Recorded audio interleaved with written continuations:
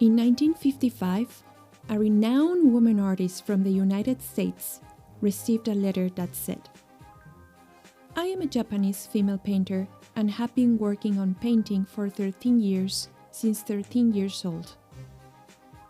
Though I feel so I am very far away from where you are and only on the first step of a long, difficult life of a painter. I should like to ask you if you would kindly show me the way to approach this life." The letter was sent along with 14 watercolors. The artist who received it was Georgia O'Keeffe. The painter who sent it was Yayoi Kusama.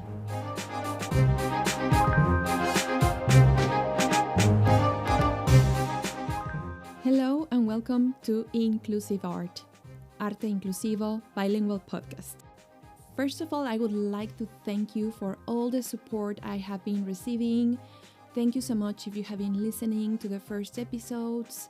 And if you haven't, I invite you to listen to it at a later time. I have received many comments that have been super helpful to make the podcast better and more interesting, so thank you very much. And today we're going to be talking about the fabulous artist Yayoi Kusama. But before I start, it is important to mention that listener discretion is advised for this episode, as there will be explicit content meant only for mature audiences.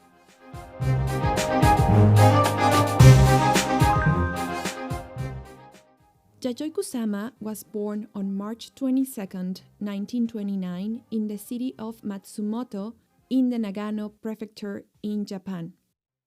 On Monday, she will turn 92 years old. Her family was wealthy. They managed wholesale seed nurseries and had vast tracts of land and flower fields. So, Yayoi, since she was a child, would take a drawing pad and would go into the fields of flowers to draw. One of these days, she was sitting among the flowers and she started to have a hallucination. She started to see that all the flowers around her had faces. And not only that, but they started to talk to her. Imagine Alice in Wonderland. But Yayoi, confused, started to run back home. And while she was running, a dog started to chase after her. And then the dog was no longer barking behind her, but also speaking human words to her. Obviously, she was super scared. And once she got home, she locked herself in her room to try to understand what was happening. Since then, she started to have these hallucinations. She would also go out for a walk at night and see all these colorful lights flashing and glittering around her that left her dazzled.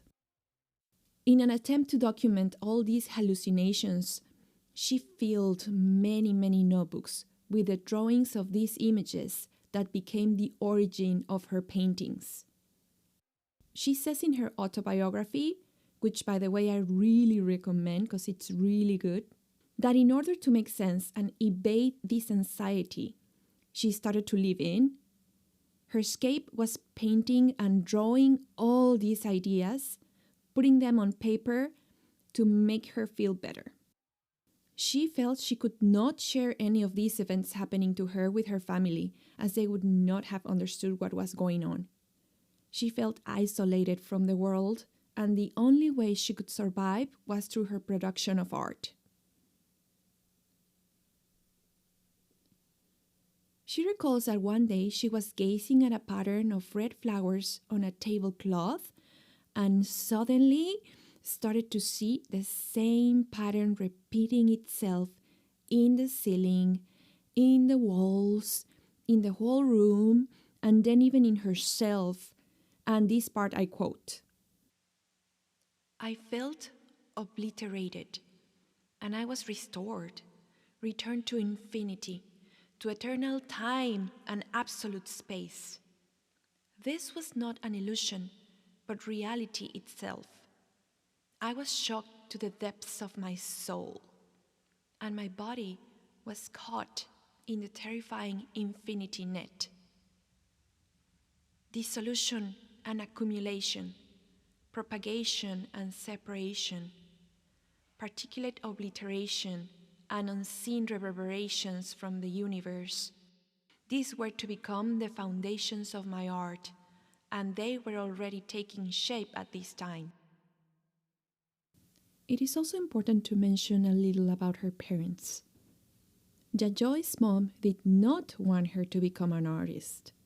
She wanted her to marry a wealthy man from high society. So when she found her drawing, she would tear her drawings to pieces. The one who supported her was her father, who used to buy her the art materials for her to keep painting.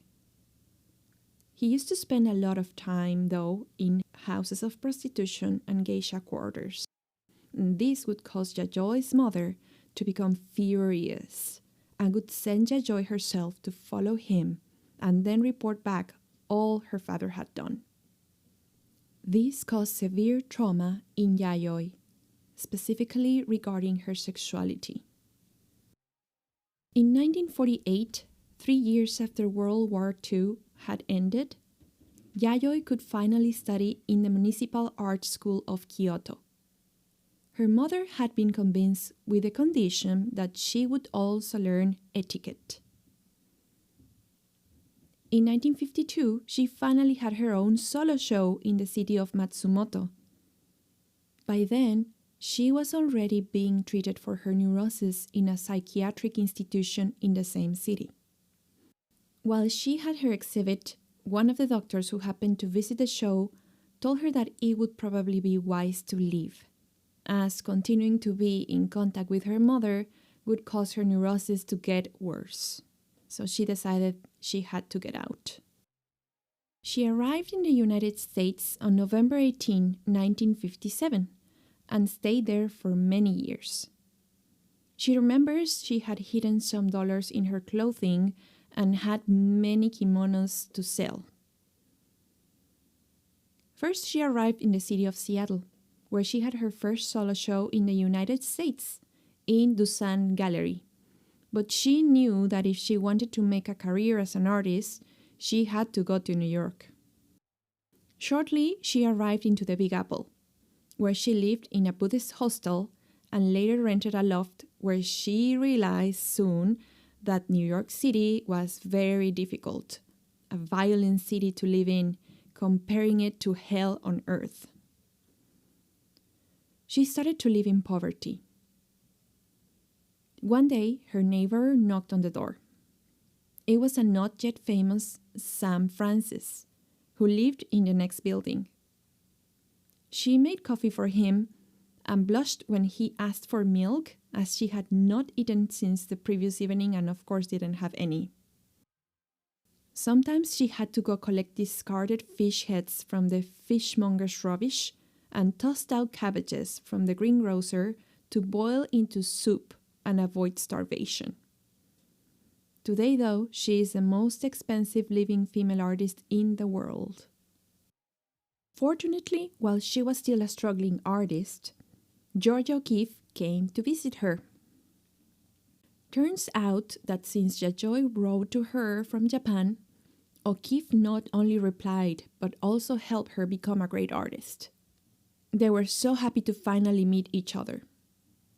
O'Keeffe introduced her to her own art dealer, Edith Halpert, who bought some of her works.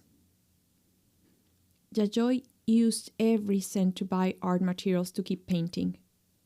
She would paint and paint non-stop her infinite nets, and once the canvas was filled, she would continue to paint over the table, the floor, the walls, the chairs, in eternal repetitions of her art, obsessively using the same pattern until it expanded into the infinite universe. At last, in October of 1959, she had her first solo show in Braddock Gallery in New York City. The show was called Monochromatic Obsession. She exhibited many of her infinite monochromatic net paintings that are now worth millions. and are now the president of the Zero Art movement and pop art. If you haven't seen them, I will leave a link so you can take a look at these great paintings. Now, imagine that many of these were really big, of many feet in length, but many of them were smaller. Even though they cause a feeling of obsession and peace at the same time. The patterns capture the attention and cause vertigo and serenity with biomorphic characteristics, as if you were looking into a microscope, but at the same time extending into a universal sense. She said that her polka dots represents us, as we are a dot in the universe. The first solo show gave her success not only in New York City, but in the United States and in other countries.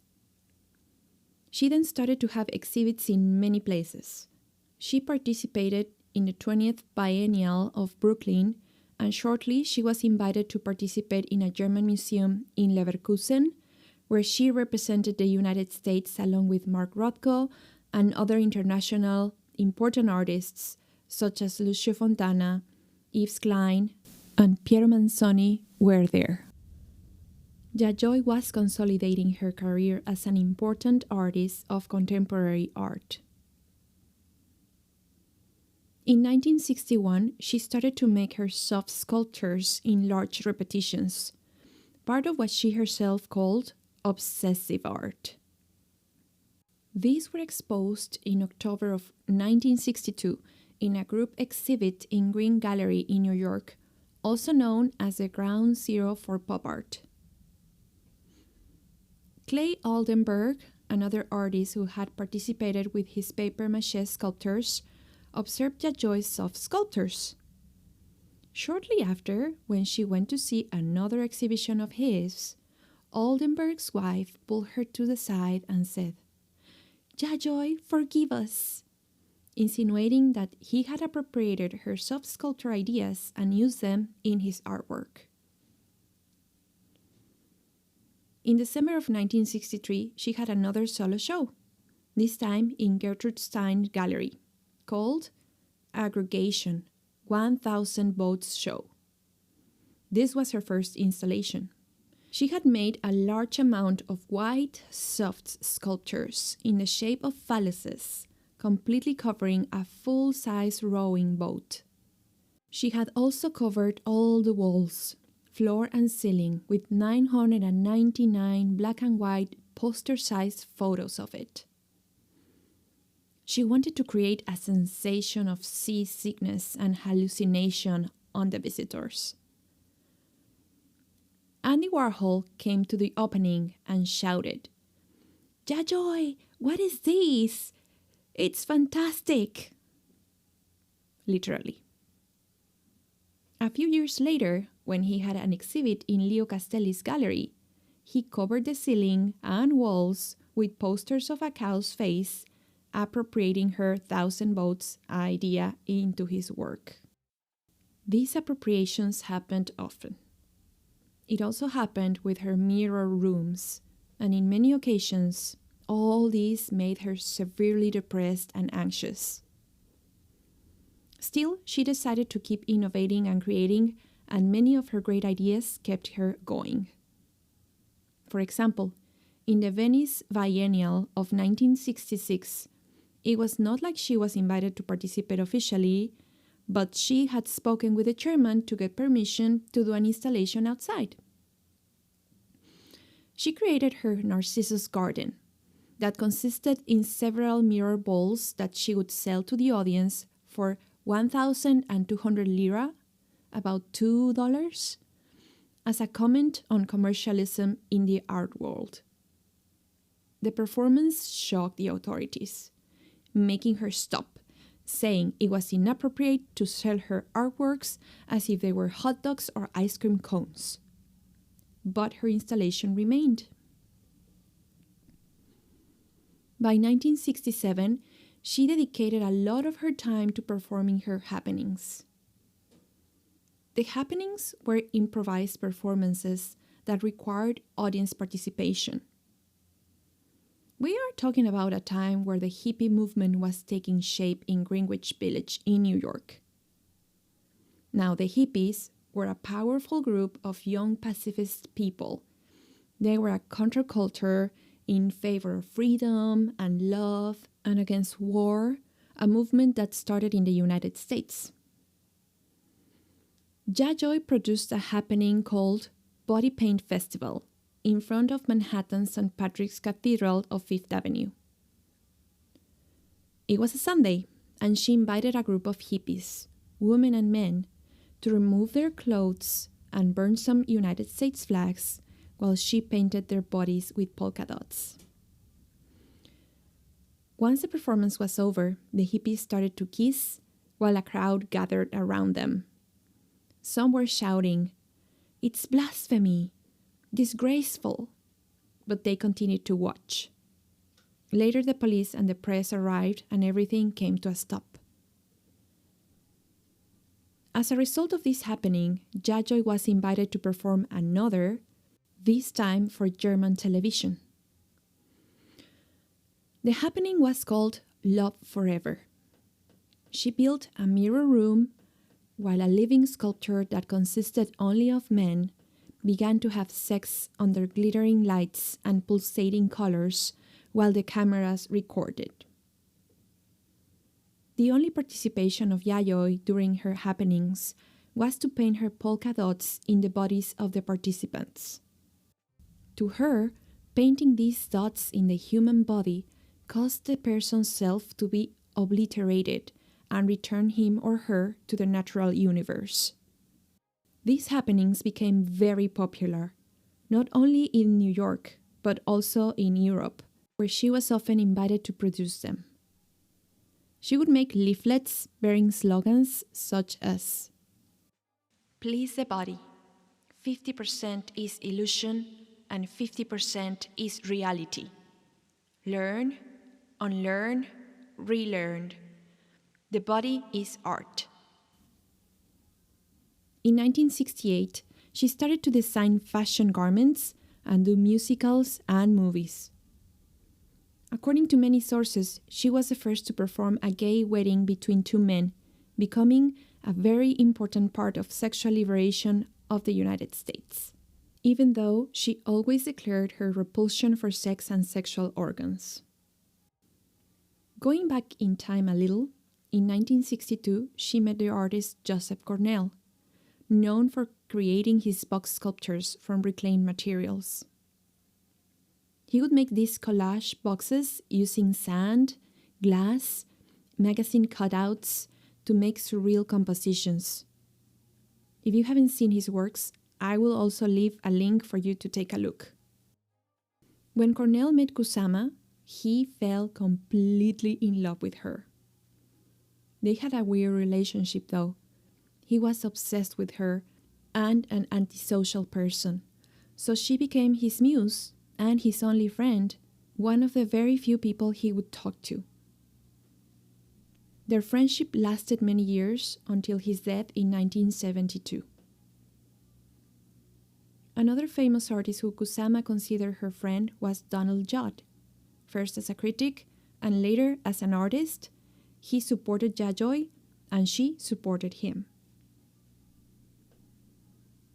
On March 6, 1973, Kusama returned to Japan on what she thought was just a visit, but she stayed as she started to have hallucinations again.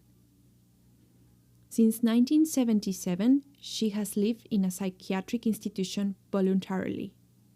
She built an art studio right across the street, and she has continued to create her artworks, not only painting and sculpture, but other mediums as well. As you probably know, she has had exhibits all around the world, in the most important museums and galleries where people will queue in a line for hours to have a glimpse of her installations just for a minute, and in some cases less than a minute. According to many sources, she is the people's favorite artist, and she has great success in social media as well. Kusama has been faithful to her own dreams and her artistic vision since she was a child. Her works, echo in her ideals of the infinite and the repetitions of continuous polka dots and colorful lights, like stars in the universe, confronting us to our own reality and taking us to the cosmos and our human essence.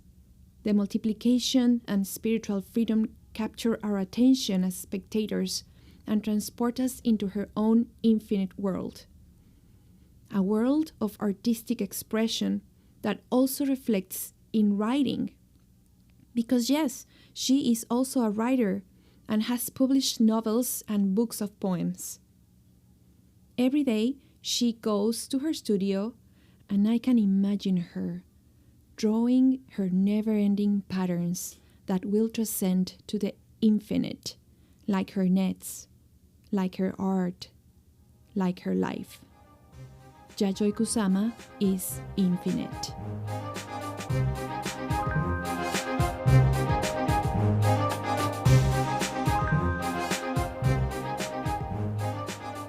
If you stayed with me all this time, I thank you infinitely, like Kusama's nets.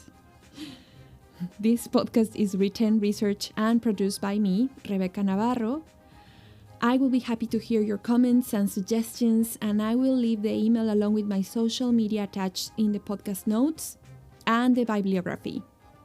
You can follow me on social media, and I will be publishing a new episode every other Friday at night, as this is a bilingual podcast, and it will be one Friday in English and one Friday in Spanish. Thank you again, and let's make exclusive art inclusive.